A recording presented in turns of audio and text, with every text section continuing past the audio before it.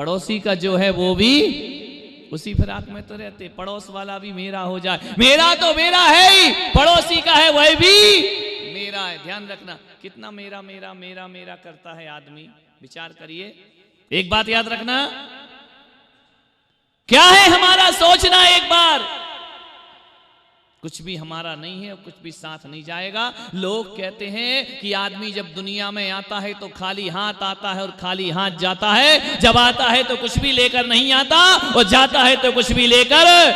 मैं पुलक सागर ऐसा नहीं मानता हूं, मैं तो इतना कहता हूं कि आदमी जब धरती पर आता है, कुछ लेकर आए या ना आए, अपना शरीर लेकर के आदमी इस धरती पर जरूर आता है, लेकिन जब आदमी जाता है ना तो शरीर को भी यहीं छोड़ करके अकेला विदा हो जाए। आए थे तो शरीर लेकर तो आए थे, हाथ पैर लेकर तो आए थे, ये बॉडी लेकर के तो आए थे, लेकिन जब आदमी जाता है इस शरीर को भी यहीं छोड़ करके चला जाता है। उसके बाद भी आदमी का मेरापन नहीं टूटा करता है, उसके बाद भी आदमी मेरा मेरा करता है। एक बात याद रखना, मेरा बेटा तुम्हारा बेटा है।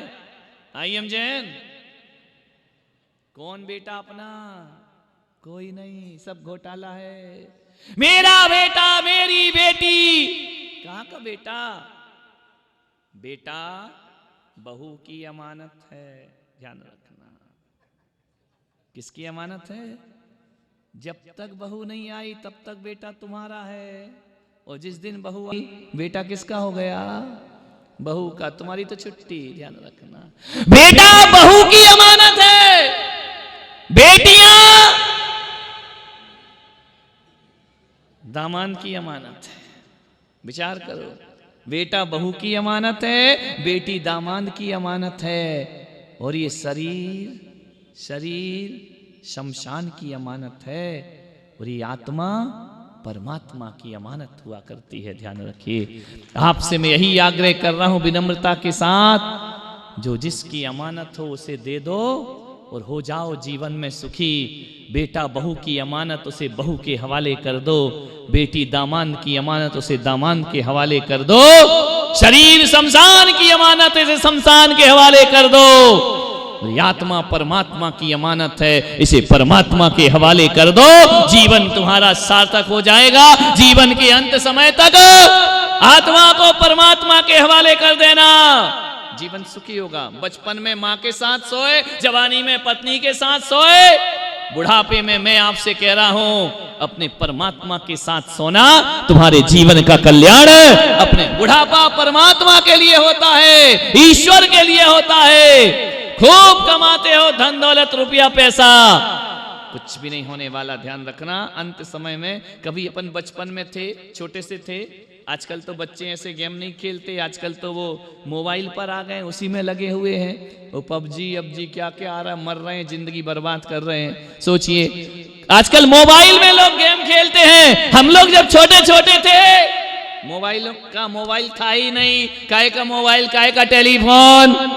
क्या खेल खेलते थे मालूम है? स्कूल से आते थे, बैग फेंकते थे और जाकर के रेत पे मकान बनाया करते थे। कहीं मकान बन रहा तो रेत के ढेर लगे रहते थे, जाकर के उसी रेत पर खेला करते थे। अपने हाथ से रेत पर मकान बनाते थे, हाथ डाल कर उसकी रेत निकाल के एक मकान तैयार कर दिया करते थे, और मकान खूब अच्छे और बड़ा बड़ा गहरा गहरा उसमें सुरंग बनाया करते थे। और बनाने के बाद जैसे ही घर से आवाज आती थी कि चलो भोजन का समय हो गया, अपने बनाए हुए मकान को खुद लात मार के तोड़ के दौड़ के भोजन करने। जिंदगी भी ऐसी ही है, ध्यान रखना। जब मौत आवाज देगी तो बना हुआ ये शरीर उस रेत के मकान की तरह टूट जाएगा और हमारे साथ कुछ भी जाने वाला नहीं है। ध्यान रखना, खुद ही मकान बनाते हैं, खुद ही तोड़ के चले आते हैं, खुद ही रिश्ते बनाते हैं, खुद ही तोड़ के चले आते हैं, खुद ही संसार बढ़ाते हैं और खुद ही संसार को छोड़ करके चले जाते। आदमी ज्यादा दिन रहने वाला नहीं है। मान्यवर, आज एक बात मैं आपसे कह रहा हूं, कल सभी ट्रस्टीगण जिन शरणम तीर्थ के बैठे हुए थे, सुरेश जी भी बैठे थे, बाहर के ट्रस्टी भी बैठे थे, जिन शरणम प्रतिष्ठा के मुहूर्त निकाला जा रहा था और एक दुखद घटना घट गई।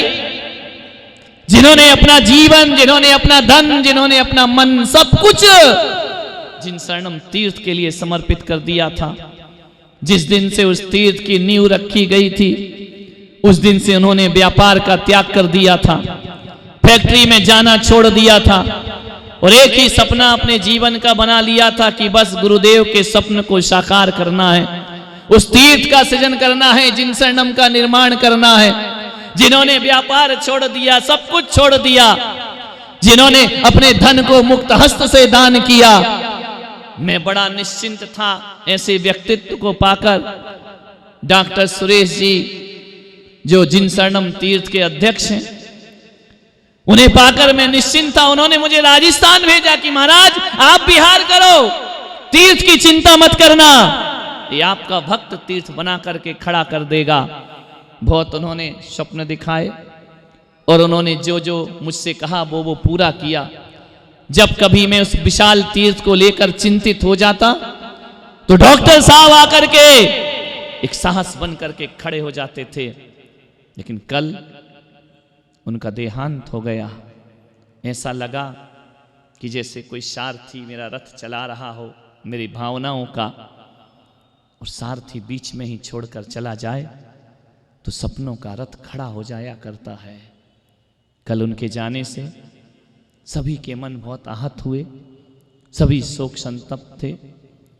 पूरे जंगल में एक धाक, एक शेर की तरह जिंदगी जीने वाला व्यक्तित्व, जो किसी से डरा नहीं, किसी के सामने झुका नहीं, स्वाभिमान से जिसने अपनी जिंदगी को जिया, ऐसा व्यक्तित्व पूरे सेलवास में दूसरा दिखाई नहीं देता है। आज भी राजनीतिक जो भी कार्य होते थे, डॉक्टर साहब को सबसे पहले याद किया जाता था।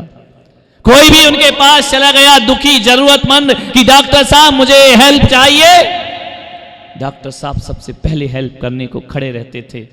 आदिवासियों के बीच घिरा हुआ वह जंगल, जहां हमारी समाज का कोई नाम निशान नहीं है, उन्होंने संघर्ष करके, उन्होंने बड़ी समस्याओं का मुकाबला करके उस तीर्थ के सृजन का मुझे विश्वास दिलाया था। लेकिन क्रूर नियति ने उन्हें हमसे छीन लिया। कल से मन बहुत आहत है और मैं संत हूं, मैं बैरागी हूं, मैं सन्यासी हूं, लेकिन इतना भी जानता हूं ये सब होने के बाद भी मैं एक इंसान भी हूं, और इंसान के होने के नाते जो हमारे पूरे जीवन को बहुत श्रद्धा भक्ति से आगे बढ़ाने वाले थे, आज डॉक्टर साहब हमारे बीच में नहीं है। पूरा ट्रस्ट परिवार शोक संतप्त है। हसमुख व्यक्तित्व था, मिलनसार व्यक्तित्व था, 3 फैक्ट्रियों के मालिक थे, सारा व्यापार विदेशों में जिनका होता था, लेकिन उन्होंने किसी चीज का ध्यान नहीं रखा और जिन शरणम की नींव रखी। 75% काम वो करा गए। दुख इस बात का है कि जब फल आने का समय हुआ, क्रूर नियति ने उन्हें हमसे छीन लिया, वो दुनिया से विदा हो गए। कल उन्होंने 12:30 बजे पूना के अस्पताल में अपनी अंतिम सांस ली। बहुत बड़ी ताकत थे वो हमारी। ऐसा लगता है कि अब ट्रस्टी तो बहुत हैं पूरे देश में, सब दूर दूर हैं, वो वहाँ के मूल निवासी थे। उनका एक ही सपना था कि मैं माता पिता बनूंगा। अभी भगवान पार्श्वनाथ की 13 फुट ऊंची प्रतिमा अष्टधातु की उन्होंने 15 दिन पहले ढलवाई, और जब मूर्ति ढल गई मैंने पूछा डॉक्टर साहब कैसा हुआ? बोले मैं बहुत खुश हूँ महाराज। और उनके मुंह से एक शब्द निकला कि मैंने जो वचन दिया था मूर्ति स्थापित करने का, करोड़ों रुपए की वह मूर्ति आज वह ढल गई है।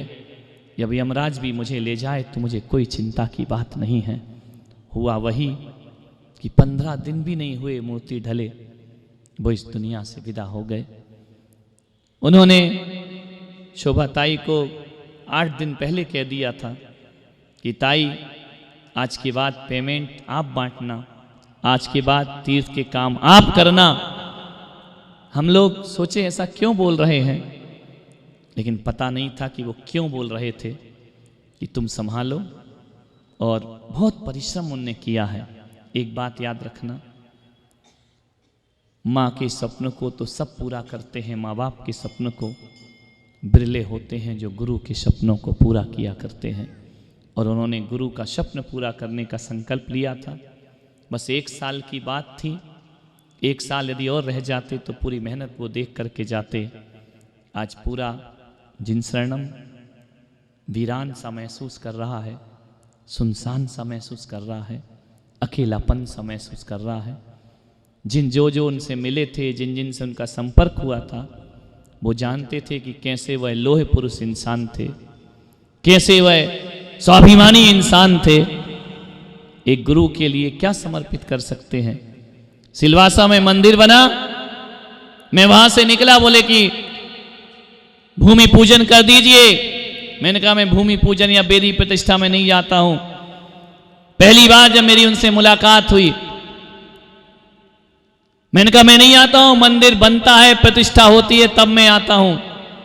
पहली बार मुझसे मिले थे, उन्होंने सौगंध खाई थी कि यदि ऐसी बात है गुरुदेव तो मैं संकल्प लेता हूं कि मैं सिलवासा का मंदिर, जहां केवल 20 घर की समाज है, आपका चतुर्मास सूरत में है 2007 में, मैं 5 महीने में मंदिर बना करके खड़ा कर दूंगा। और डॉक्टर साहब ने 5-6 महीने में सिलवासा में एक विशाल मंदिर का निर्माण कर दिया, अपनी ताकत से, अपनी दम से। और पंच कल्याण कराने के लिए सूरत चातुर्मास के बाद मुझे वापस सिलवासा ले गए। ऐसा ठान ले जो बात, वो फिर दुनिया की कोई ताकत उन्हें अलग नहीं कर पाती थी। आज वो हमारे बीच नहीं। बहुत आघात है, सभी को है कि इतना बड़ा एक संत की ताकत, इतना बड़ा संत का सपनों को साकार करने वाला व्यक्ति हमारे बीच नहीं है। मान्यवर, जहां भी वह आत्मा हो जिसने जिन शरणम के लिए सब कुछ किया, मैं पार्श्वनाथ भगवान से यही कहता हूं कि भगवान उन्हें अपनी शरण प्रदान करें, अपने चरणों में रखें। जिन कुल उन्हें प्राप्त हो, आत्म शांति उन्हें हो, और पूरे परिवार, शोकाकुल परिवार को दुख सहने का सामर्थ्य परमात्मा उन्हें प्रदान करे। मैं यही कहूँगा कि आज जो उत्सव यहाँ हो रहा है, जो भगवान का जन्म उत्सव मनाते हैं, भगवान उनका मृत्यु महोत्सव के रूप में बना दिया करता है। मृत्यु तो मातम होती है, लेकिन जैन धर्म ऐसा है जहाँ मृत्यु मातम नहीं होती। हमारे यहाँ तो जन्म भी उत्सव होता है और मृत्यु भी महोत्सव हुआ करती है। यही प्रेरणा लें, यही बात सीखें तीर्थंकरों की जन्म जयंतियों से, जन्म कल्याणकों से, कि जैसे उन्होंने अपना जीवन सार्थक किया, वैसे हमारा भी जीवन सार्थक और सफल होना चाहिए। मान्यवर, नश्वर है संसार। आज हम हैं, आप सबके बीच बोल रहे हैं, कल हैं नहीं हैं, इसका कोई किसी को पता नहीं हुआ करता है। लेकिन जाने वाले चले जाते हैं, जाने वालों की याद रह जाया करती है। हमेशा हमेशा वह याद रहेगी। तो अपने जीवन को भी ऐसा ही समझें, किसी की मृत्यु से अपनी मृत्यु को देखने का प्रयास करें। आंख मत चुराओ मौत से। बिल्ली को देखकर यदि कबूतर आंख बंद कर ले तो इससे कबूतर बच नहीं जाता है, बिल्ली तो लेकर ही जाती है। हम भी मृत्यु से नजरें फेर करके जिएं, इससे बच नहीं पाएंगे। ना जाने कब मौत का, काल का गाल पर पड़े हाथ, जिंदगी समाप्त हो जाए हमारी। मैं आज आपसे यही कहता हूं, यही संदेश देना चाहता हूं कि माटी कहे कुम्हार से तू क्या रूंधे मोए, एक दिन ऐसा आएगा मैं रूंधूंगी तोए। सबको जीवन से जाना है।